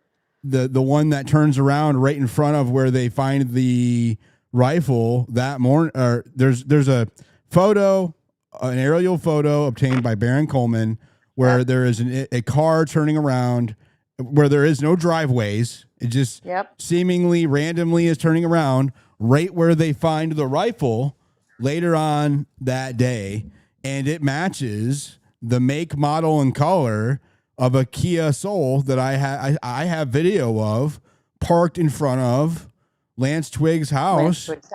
Later, a month later. And I think in this case, So Octavia can speak to this as well, but we're taught a lot of things, and the further you get in your career, you start to learn more things about strategy and framing your case and using certain words throughout the case. I start back in the complaint and the depositions, and you frame your case the whole entire way. You also have a theory of your case, and so those are going to have to be choices that the defense makes. What's their theory going to be? Is it that the police only focused in on Tyler Robinson and that's it? And we've got all of this other evidence against Twigs? What's their theory going to be? And they got to start in now with that. in Do you this really want to case, bring him in? Because I mean, you don't want to create another. You don't want to prove a different theory, right? You want to just About defend Lance that Tyler Twigs? wasn't there, correct? no, Yeah. your goal is to create reasonable doubt. And Correct. if you're going to do that, and you want to do that by pointing the finger at Lance Twigs, that's Well, especially when probably he not has a bad option in this case. all My of these point in this case factors. is you've got a lot to work with in this case. And so narrowing it down and picking and choosing, that's something the defense is going to have to do, assuming that they're doing their job the way that they should, because you can't throw everything at the wall and hope something sticks. You can, but it's not necessarily a great strategy. I just think there's so much to work with in this case. They're going to have to pick and choose and go with that. But so far, I haven't really seen them hit on anything. You've got a lot to work with in this case, and they're going to have to pick. And I think if they do pick a specific strategy to go with, whether that's that the police were negligent and they only focused on Tyler Robinson and ignored all this other evidence, whether it's, hey, there's another guy who did it, whatever their strategy might be, I think it's going to, assuming this gets to trial, which I'll be surprised if it does, it's going to be very frustrating for all of us who've been following this and have seen every little bit of detail out there that's wrong. And then the defense doesn't bring it up. If we get there, just remember to pay attention to what it is that their strategy and what they are doing. I know that's a long way away, but there's a lot to work with in this case, and to pick 1 to 3 things is going to be difficult. I definitely say not having Tyler Robinson on the roof and not having a gun on the roof, those are big problems. Not having the canines hit on the gun and having dust in the barrel, that kind of tells me that gun wasn't fired. That's another big problem. And just because his DNA is on it, so what? My DNA is on my gun. It should be on. It's not illegal for you to touch your own gun. They have to make sure that that gun, that his DNA It can cause you to is go on. blind, though, gentlemen. Be easy. Be easy. So that's my take on that. What is your thought on the statement that he changed on the roof and then changed back into the clothing that he had on originally or something like that? I'm completely lost on the actual statement. That and the image, the non-compressed image of the person walking in the parking lot dressed identically to what Tyler Robinson was supposed to be wearing that day. So I also said this from a long time ago. There is a reason that you're only seeing grainy footage. That's intentional because they don't Because it have looks more like anything. Lance Twigs than it does Tyler Robinson. They don't want you to be able to say that is Tyler Robinson or that isn't How Tyler can they? Robinson. Is there? I meant to ask this. I'm glad you ladies are in here. Is there a standard? Are you allowed to show altered video that has altered aspect ratio? Because it seems like the courtroom should have to be true to form. That way, it seems like that would be a minimum standard, even for No, a you're hearsay supposed to have case. evidence authenticated.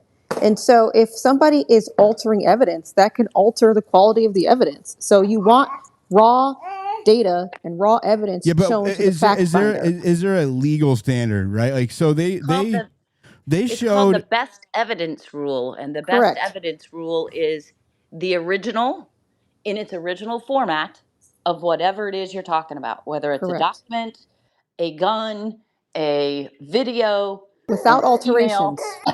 That's the original in its original format. That is the best evidence, and that's the best evidence rule. The best evidence rule. So, well, we know they didn't follow that. Candace Owens proved Correct. that. The fact that they were allowed to do that is mind-boggling to me. I personally, when it was shown, wasn't catching the timing clips that the stairwell was edited for a minute, that there were 7 minutes missing. I don't know if the defense knew about it or not. If they did know about it, they should have raised a stronger Surely they knew objection that to the it. aspect I don't ratio know. was compressed for the footage that was shown to the courtroom, right? I Yeah, think no, you shouldn't be doing that either. You should show the You can see the jury the cars. actual They look evidence. smushed. everything's smushed and taller. Like, I mean, surely This they. is why you want it argued well by the defense in the brief. And that's why I was really upset reading that. And I didn't see them addressing any of that. They just made 2 paragraphs. It's hearsay. Don't bind them over on any of the elements, but let us spend 27 or 29 pages on the enhancements. What about knocking down all this so-called evidence they did submit? That was my frustration. Why didn't they point any of this out? Very strange. Very, very strange. So do you think that, well, do you know, I don't know if you guys have been paying attention, but do you know he's going to hear them argue about this on September the 1st? Will he decide then and there if it binds over, or will he take it under advisement and then rule later? That's a tough one. I've seen judges do both. He may listen to the arguments and make a ruling right then.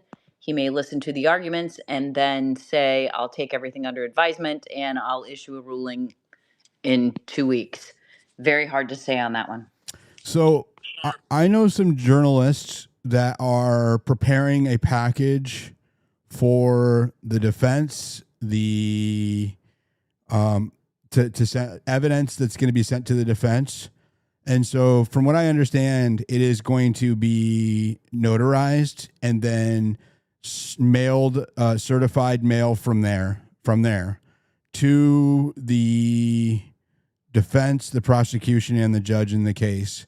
Do they have to at least acknowledge, look at it? Like, will there be, how do you, if you have exculpatory evidence for Tyler Robinson, or potentially exculpatory evidence that the defense is refusing to or has not investigated, then will entering, mail, giving it to the court, giving it to the prosecution and the defense, does that make it so that they have to at least, because they have to acknowledge receipt when they sign for the certified letter? They do this all the time, right? So at least later on, at some point, will that show that they received potentially exculpatory evidence? And then if they don't investigate or follow it up, then it shows that there's something afoot, right? Is that? So the exculpatory evidence is Brady versus Maryland. It's just that puts the burden on the requirement on the state or whatever governing prosecuting agency that they have an obligation to turn over exculpatory evidence to the defense. The defense has wide latitude. But can't they just pass the buck down the road and say the FBI never gave us this? If the state is aware that there is exculpatory evidence and they are withholding it, that is illegal.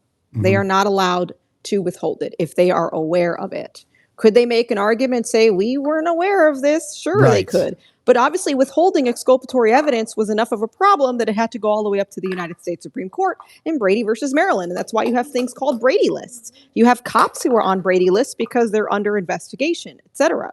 But a defense counsel has wide latitude in how they will determine to represent and defend their client in a case. So if the defense attorney is getting a packet from journalists, are they required to go through that and use it in their case? No, they're not.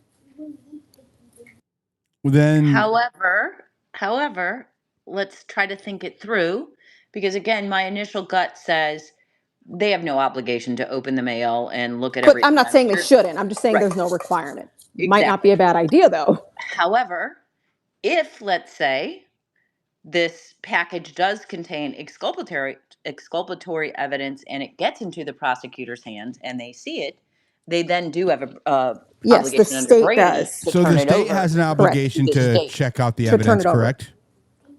I don't know that they have an obligation to like open the mail and see if what I would think that they would. If it's I sent from certainly would as another an attorney, attorney, but if if it's sent they're from another attorney. If the state has exculpatory evidence in their possession, they have a requirement under Brady versus Maryland to turn that over to the defense. Let's see what Grok says.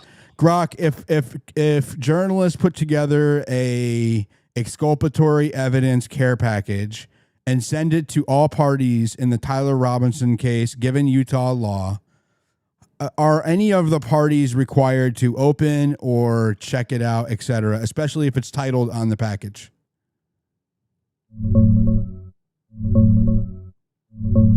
No, they are not required to open it, investigate it, or act on it.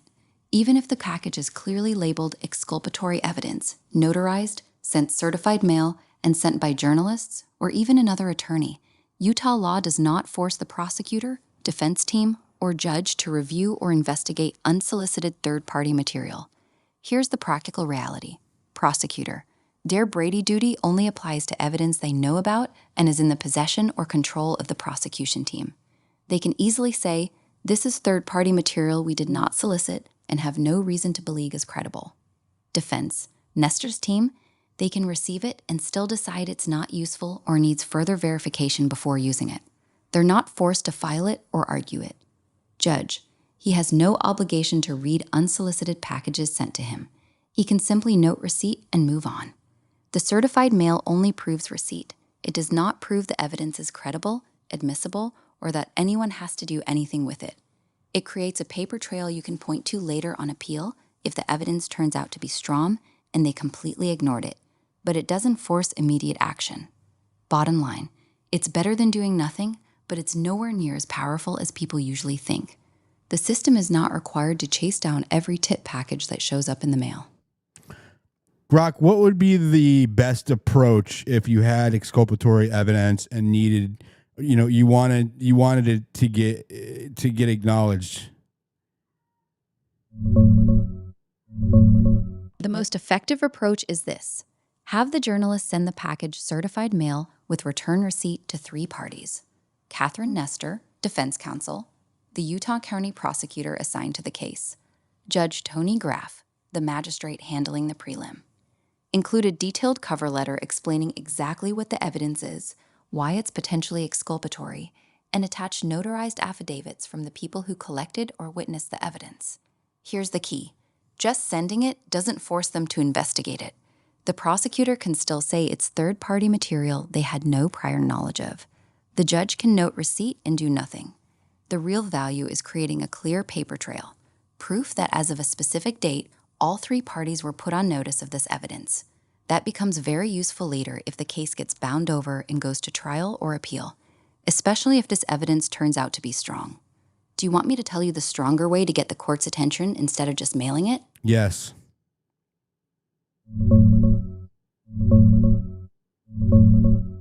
The strongest way to force acknowledgement is to get it into Catherine Nestor's hands directly.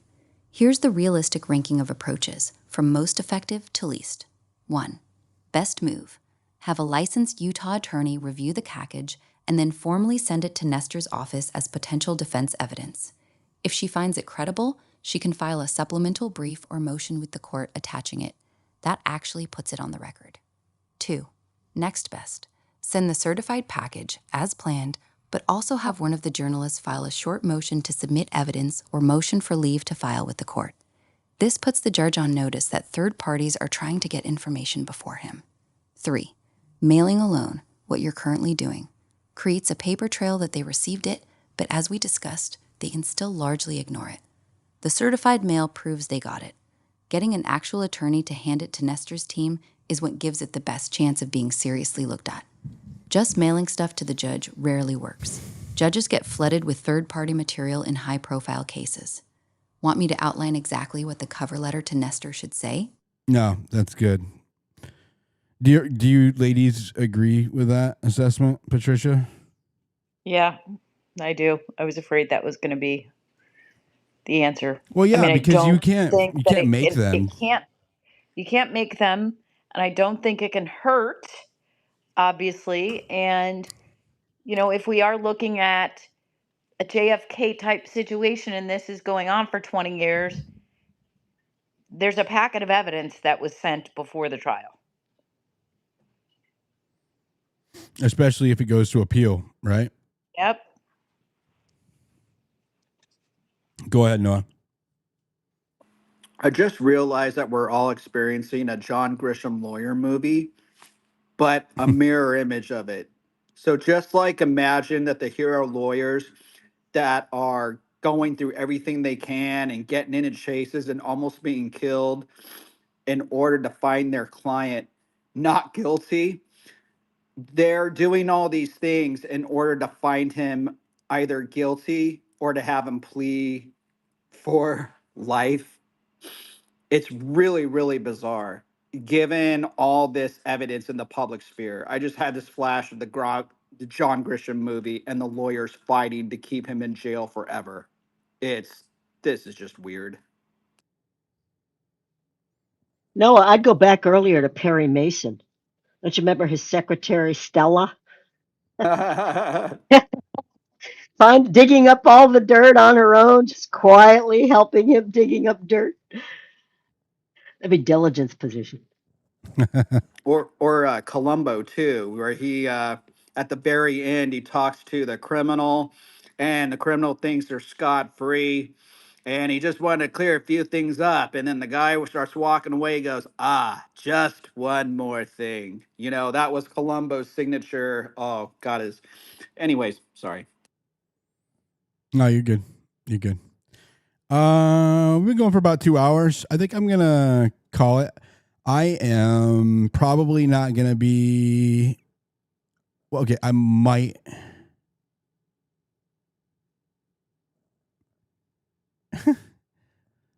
Dude, talking to lawyers can be so frustrating. They are so nitpicky about language sometimes. Like the semantics of it. I'm like that too. Like I argue about that stuff. I like to argue. I'm sure. Imagine conversations with your friends and family when they don't answer the question that you asked, and your response is, "I'm sorry, I appreciate that, but that's not the question that I asked." They're like, "Oh God, here she comes again."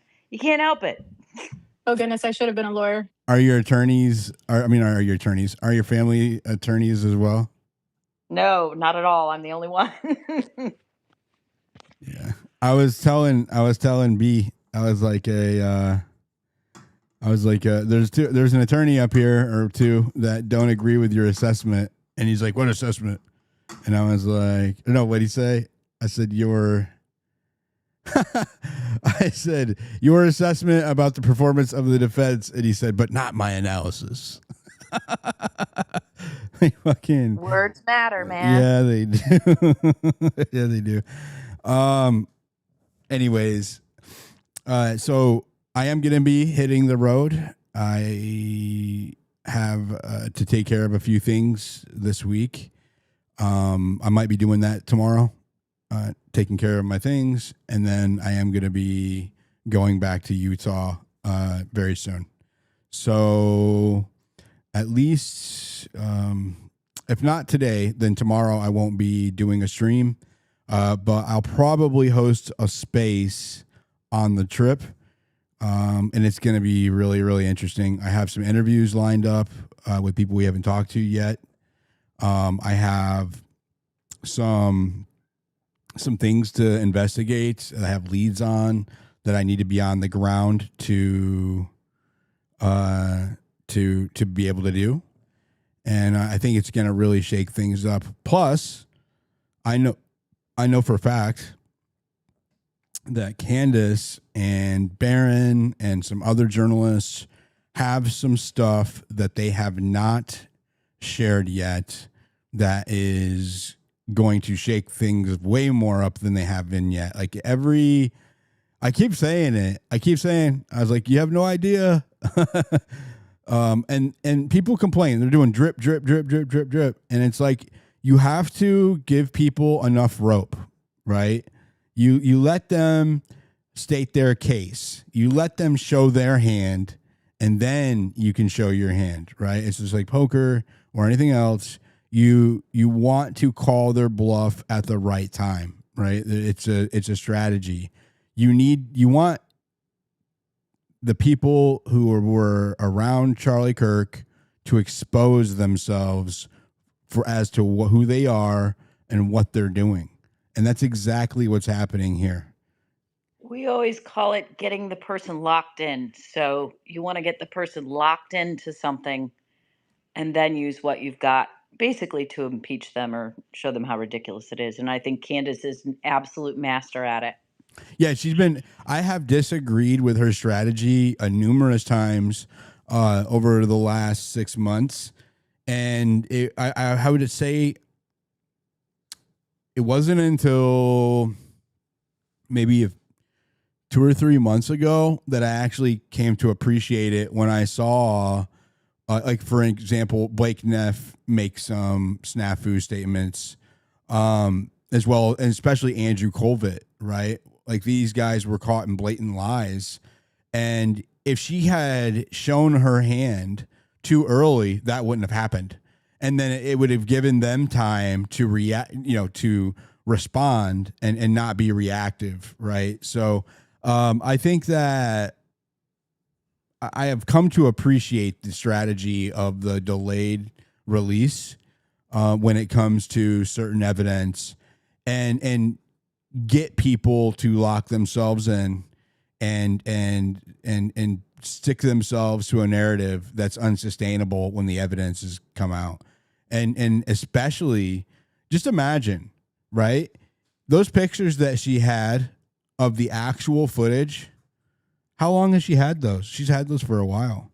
If she had released those, it could have actually changed the prosecution strategy during the case. We don't know how, right? They may have did something else, right? It would give them an opportunity to not be outed as manipulating perceptions of the public, right? And now we know, we have evidence through her that they altered footage. They changed the aspect ratio to make the individual look skinnier than he actually is. And when it's normal, it doesn't actually look like Tyler Robinson. We never would have known that if she had released those images first, right? That's a very good example of why the delayed release is important. You let the powers that be expose themselves for the frauds that they are, and then at the proper time, you call them out. And I didn't appreciate that strategy at first, but I sure as hell do now. It takes a lot of patience, and obviously she's had that stuff for a long time. But like I said, we call it locking them in. You got to get them locked in first, because like you said, they can change their strategy, change their story if you get it out before they get locked in. And she's done a phenomenal job of it. Would I like to see everything today? Of course. But I understand the strategy, even from things like Fort Huachuca, that if you release things too early, they can come up with an excuse. You got to get them locked in first. So, Diligent, I wish you safe travels, and thank you very much for allowing me to speak on your space. Anybody, if you have questions, feel free to reach out. I am retired now for almost 6 months, so I play on X a lot. Well, we appreciate you, Patricia. And where did she go? We lost her. Is she listening still? I think Octavia left. Yeah, Octavia. Make sure you're following Octavia if you're not already, and Patricia and everybody, all of our speakers. Really appreciate you guys. If you want us to wait, Diligent, important question. No post-debate space tomorrow? Tomorrow's Thursday. Oh, yeah. Okay. Free? Not where I am. I might do a live reaction to the debate. So if you're listening, and that's going to be all like pre-planned who's on stage. So if you want to participate in that, shoot me a DM and let me know. And not everybody's going to be able to participate, but it's going to be a well-regulated space. And so if you want to participate, send me a DM and we'll work something out. I'm not 100% certain that I'm going to be doing it because I might be traveling. But if I am, then I will let you guys know. So, but there's a high likelihood I am going to do a debate reaction, not post. I'll probably do a pregame, maybe like the Super Bowl kind of, right? Because even though we know she's going to smoke him, and I wish he wasn't getting this attention. It is going to be entertaining at the very least because she is. Let me tell you, after like kind of, I don't know her extremely well, but after kind of like talking to her and seeing how her mind works, and then watching her like her strategic, and then I've gone back or strategy. I'm sorry, and I've gone back and I've watched debates with her and Charlie Kirk of people at these colleges. She's amazing. She's very Watch sharp. her on Jubilee. Watch her against all of the liberals. Her against all the liberals on Jubilee. Look that one up. Jubilee. She did great. I'll look it up. Jubilee, yeah. Yeah, I saw a bunch of her debates as I was like kind of researching her background, and yeah, she's way better than he is. She keeps really good composure for sure. Yeah, her rhetorical strategy is amazing. So she's gonna mop the floor with this guy on his terms, and it's gonna be glorious. Even if I think I don't think we could probably better put our. I think it's pointless too. Yeah, I think we could better put our energy somewhere else. Unofficially, it's kind of like TPUSA's guy, right? So it's really more about that. It's a symbolic thing for her, and I understand why she's doing it. So we'll cover it. We'll cover it if I'm not traveling. If I'm able, we'll be covering it. We'll do live reaction and all that. So have a good night, everybody. Diligent, who asked for the debate? Who asked for it? He did.